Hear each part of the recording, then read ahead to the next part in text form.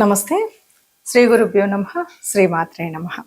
ఆదిత్యాయ చ సోమాయ మంగళాయ బుధాయ గురు శుక్ర శనిభ్యే రాహవే కేతవే నమః.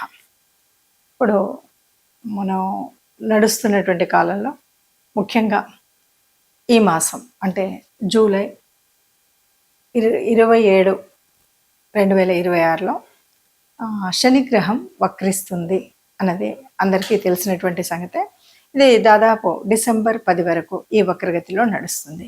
మరి ఇలా వక్రగతిలో నడిచినప్పుడు పరిస్థితి ఏంటి అన్నది చూద్దాం. ముందుగా దానికి మనందరికీ తెలుసు, శని అంటేనే మందగ్రహం అని, శని మనకు కొంత ఇబ్బంది కలిగిస్తుందని. అట్లా అందుకని ముందుగా ఆ శని పరమాత్ముడికి నీలాంజనం సమావాసం రఘుపుత్రం యమాగ్రజం ఛాయా మార్తాండ సంభూతం తం నమామి శనిశ్చరం అని ఒక్కసారి నమస్కరిస్తూ, అసలు ఈ వక్రగతి అంటే ఏంటి?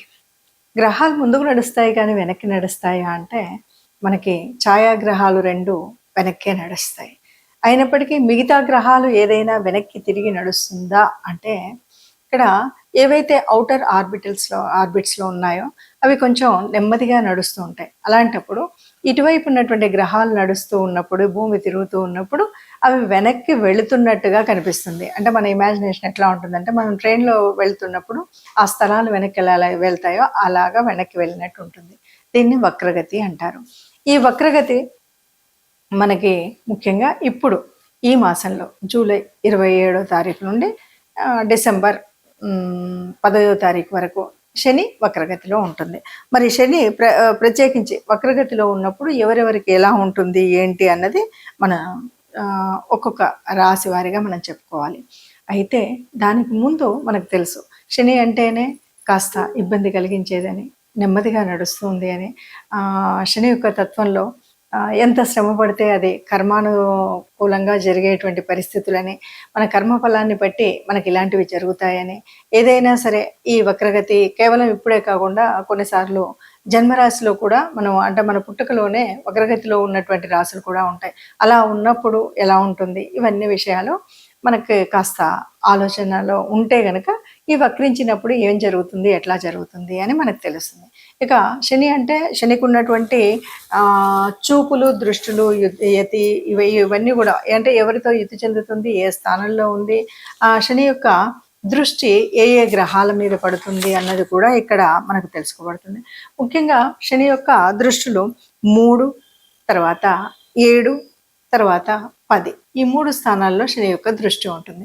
అలా ఉన్నప్పుడు కూడా ఈ శని పడినటువంటి దృష్టిలు ఎలా ఉంటాయి, ఎట్లా ఉంటాయి అనేది ఒక్కొక్క రాశిగా మనం చెప్పుకోవడం అనేది కనుక చేసినట్టయితే, ఈ వక్రగతి స్థితిలో అంటే ఈ దాదాపు 3.5-4 నెలల కాలంలో మనకి ఏదైనా మంచి జరుగుతుందా, చెడు జరుగుతుందా? మంచి జరిగితే సంతోషమే అందరికీ, కానీ ఒకవేళ చెడు లాగా అనిపిస్తుంటే మనం ఏ రకమైనటువంటి జాగ్రత్తలు తీసుకోవాలి, ఏ రకమైనటువంటి శాంతి చేయాలి, ఏ రకమైనటువంటి మనము పరిహారాలు చేసుకోవాలి అన్నది కూడా మనం తెలుసుకున్నట్టయితే మనకి ఈ 3 నెలల కాలం ఏ రాశి వారైనా సుఖంగా సంతోషంగా ఉండొచ్చు అని చెప్పడం కోసమే ఈ శని వక్రగతి ఈ కాలంలో 2026 జూన్ 27 నుండి దాదాపు 4 నెలలు అనుకోండి, డిసెంబర్ 10 వరకు జరిగేటువంటి కాలంలో మన పరిస్థితి, మన యొక్క పరిస్థితి ఎలా ఉంది అంటే మన జన్మ జాతకం నుండి ఎవరెవరికి ఎలా ఉంది అన్నది మనం చూస్తుంటాం.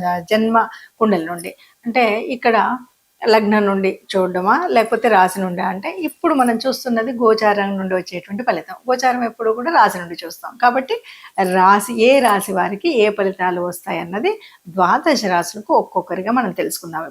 ఇప్పుడు ఒక్కొక్క రాశికి మనం చెప్పుకుందాం. ఈ 137 రోజుల కాలంలో ఎలా ఉంటుంది అంటే ముఖ్యంగా మేషరాశి వారికి మనం చూద్దాం. మేషరాశి వారికి ఇప్పుడు శని వక్రించి మీనరాశిలో ఉంది. మీనరాశిలో ఉన్నప్పుడు మేషరాశి వారికి ఎలా ఉంటుంది అంటే, మీనరాశి నుండి శని యొక్క అంటే మేషరాశి వారికి 12వ స్థానంలో మరి ఈ వక్రగతి జరుగుతుంది. 12వ స్థానం అంటే వ్యయస్థానం, ఖర్చుల స్థానం, ఇది మనకు తెలిసినటువంటిది.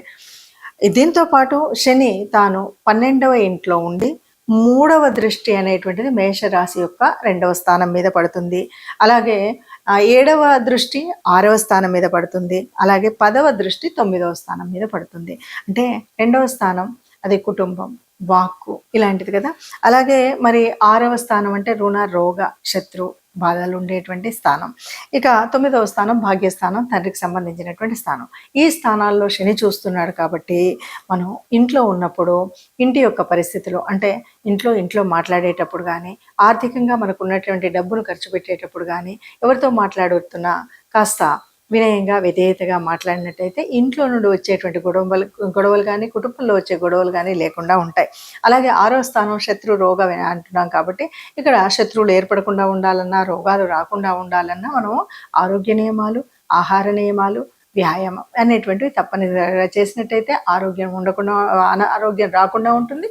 అలాగే మనము అంటే శత్రుత్వం తెచ్చుకునేటువంటి పనులు అంటే ఇదంతా ఎక్కడి నుండి వస్తుంది, మళ్ళీ మనం మాట్లాడేటువంటి మాట ద్వారా. కాబట్టి ఈ విషయంలో జాగ్రత్తగా ఉంటే బాగుంటుంది అని చెప్పొచ్చు.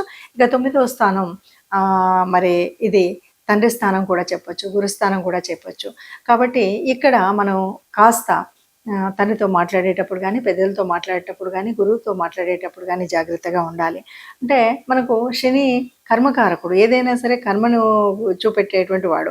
అలాంటి వాడు మరి మనం ఎంత అయినా సాధించడానికి ముందు వెళ్తాం, కానీ మనం ఇప్పుడున్నటువంటి ఇంతకు ముందున్న కర్మను అనుభవించేటువంటి స్థితి. కాబట్టి మేషరాశి వాళ్ళు ఏంటంటే కాస్త మాట్లాడేటప్పుడు జాగ్రత్తగా ఉండడం, బద్ధకాన్ని వదలడం, ఆలోచించి పనులు చేయడం అనేటువంటి విధంగా చేసినట్టయితే ఏ ఇబ్బంది ఉండదని చెప్పొచ్చు. ముఖ్యంగా మరి గ్రహ పరిస్థితి ఇలా ఉంది, గ్రహాల యొక్క తన దృష్టి కోణంతో చూస్తూ ఉన్నప్పుడు మనకు జరిగేటువంటి ఈ మాత్రం చిన్న చిన్న అడ్డంకులు అవ్వచ్చు, అననుకూలమైనటువంటి పరిస్థితులు అవ్వచ్చు, అది విద్యలో అవ్వచ్చు, తల్లిదండ్రులకు అవ్వచ్చు, లేదా మనం చేస్తున్నటువంటి వ్యాపార వ్యవహారాలలో అవ్వచ్చు.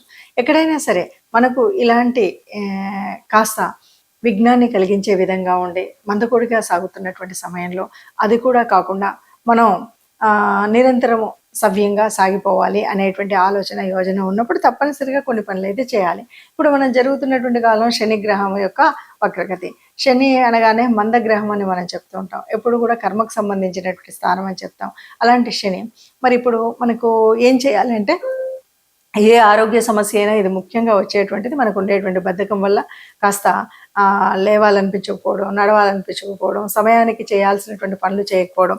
దీనికోసం మనం తప్పనిసరిగా ఆరోగ్య పరిస్థితిని మెరుగుపరుచుకోవాలంటే తప్పకుండా వాకింగ్, యోగా అలాంటివి తప్పనిసరిగా మనం నిరంతరం ప్రతినిత్యం చేయాల్సిందే ఉంటుంది. బద్ధకాన్ని తప్పకుండా వీడి ఏ సమయంలో ఏ పనులు చేయాలో ఆ పనులకి ఆ సమయాన్ని కేటాయించడం అనేది ముఖ్యంగా ఉండాలి.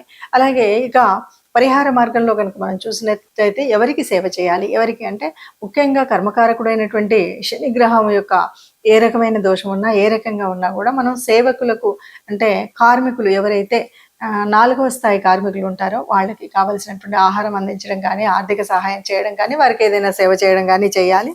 అలా కాకుండా మరి గ్రహ అనుకూలత అంటే మరి శనిదేవుడికి చేయాలి. ఇది శనిదేవుడికి మనం ఏం లేదు, నిత్యం కూడా శని మంత్రాన్ని చదువుకోవడం అనేటువంటిది చేయాలి. దీంతో పాటు దేవత అనుగ్రహం కావాలి అంటే ఎప్పుడైనా సరే శివానుగ్రహం ముఖ్యమైనటువంటిది. అలాగే హనుమంతుడికి కూడా మనం ప్రార్థించడం అనేటువంటిది ఒక స్థితి. హనుమంతుడికి కానీ, శివాలయానికి కానీ, ఈ 2 ఆలయాల్లో ఏ ఆలయానికి వెళ్ళినా పర్వాలేదు. కనీసం శనివారం మనం అనుకున్నట్టుగా ఎవరైనా కార్మికులకు ఏదైనా తోచినంత ఆహార నిమిత్తం సహాయం చేయడం ఒకటి, దేవాలయానికి వెళ్ళడం 2. ఈ 2 కాలేదు అంటే ఎక్కడైనా సరే గోశాలకు వెళ్ళడం, గోగ్రాసం ఇవ్వడం అనేటువంటివి కనుక మనం చేసినట్టయితే ఈ శని గ్రహం యొక్క వక్రగతి వల్ల పొందేటువంటి అననుకూలమైనటువంటి విషయాల్లో సానుకూలత తప్పకుండా చెందుతామని చెప్తూ నమస్తే.